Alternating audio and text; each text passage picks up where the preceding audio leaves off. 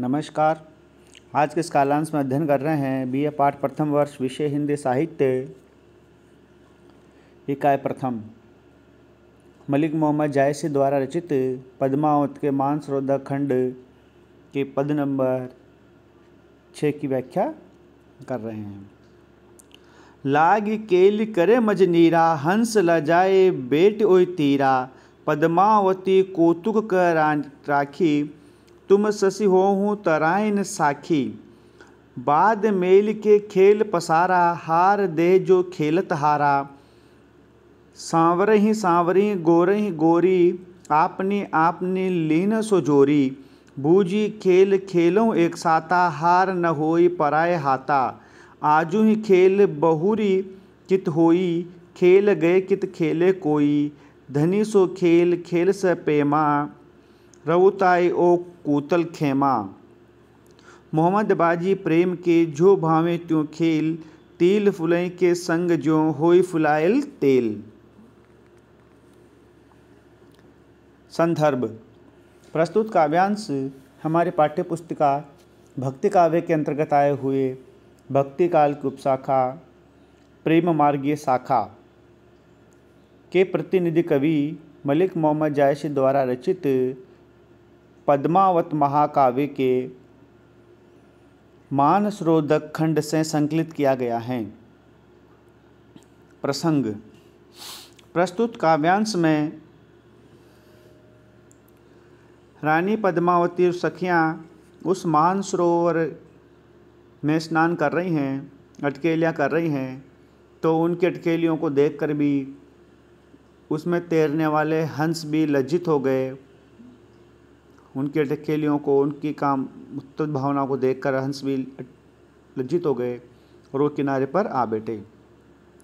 उनमें से सखियों ने फरमाइश की कि हे हमें खेल खेलना चाहिए और हमें जोड़ी बनानी है। सांवली सांवली सखियाँ एक तरफ और गोरी गोरी एक सखियाँ एक तरफ बनाकर हम खेल खेलेंगे और जो भी इस खेल में हारेगा उसे अपना कीमती हार उसके बदले में देना पड़ेगा। इस बात का इसमें वर्णन किया गया है। व्याख्या लाग केल करे मजनीरा। जायसी वर्णन कर रहे हैं कि सभी सखियाँ रानी पद्मावती के साथ उस मानसरोवर के शीतल सलील जल में अटखेलियाँ करने लगी, स्नान करने लगी, क्रीड़ाएँ करने लगी। हंस लजाए बेट ओय तीरा।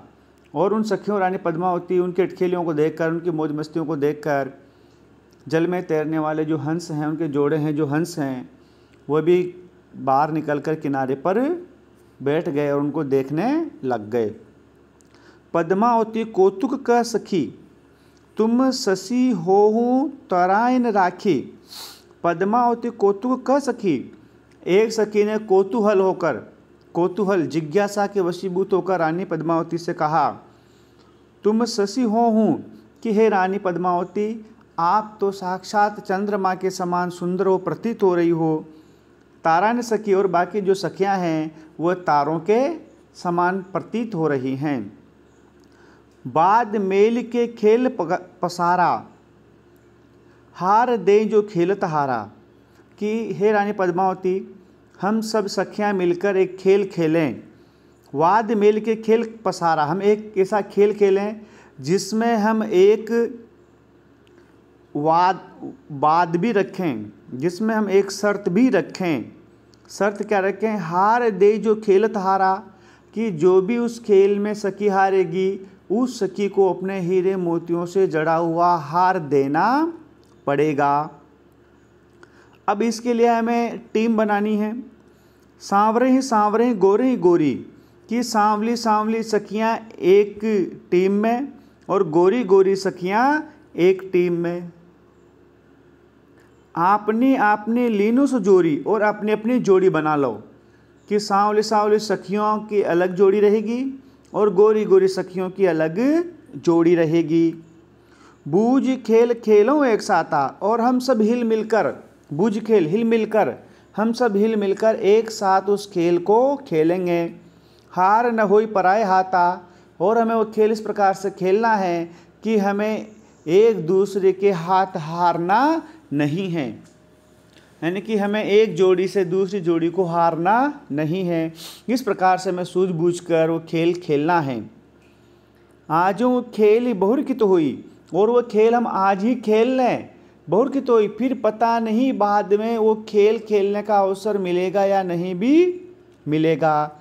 खेल गए कित खेले कोई, खेल गए कित खेले कोई। जब हम ससुराल चले जाएंगे तो फिर हमें एक दूसरे के साथ खेल खेलने का अवसर नहीं मिलेगा।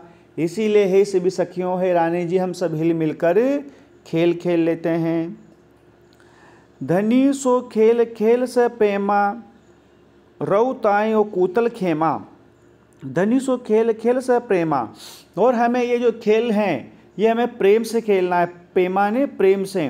धनी सो खेल खेल से प्रेमा, हम सबको साथ साथ हिल मिलकर हमें ये खेल प्रेम से खेलना है। रऊ तायो कूतल खेमा, पता नहीं फिर कब हमें अपने पीहर आने का अवसर भी मिलेगा या नहीं मिलेगा। रहता है कूतल खेमा, और बाद में हम सब ससुराल चले जाएंगे, वहीं हमें रहना पड़ेगा।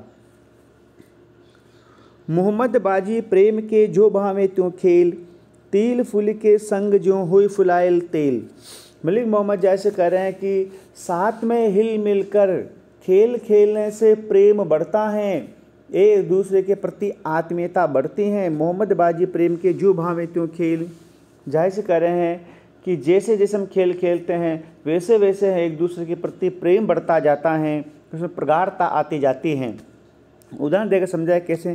तिल फूले के संग जो होय फुलायल तेल, तिल फूल के संग जो होय फुलायल तेल, कि जैसे तिल्ली का जो तेल निकलता है और यदि उसमें फूल मिल जाता है तो उस फूल की खुशबू से वो तेल इत्र बन जाता है, उसका महत्व और बढ़ जाता है, उसमें और भी गुणवत्ता आ जाती है और भी वह मूल्यवान हो जाता है।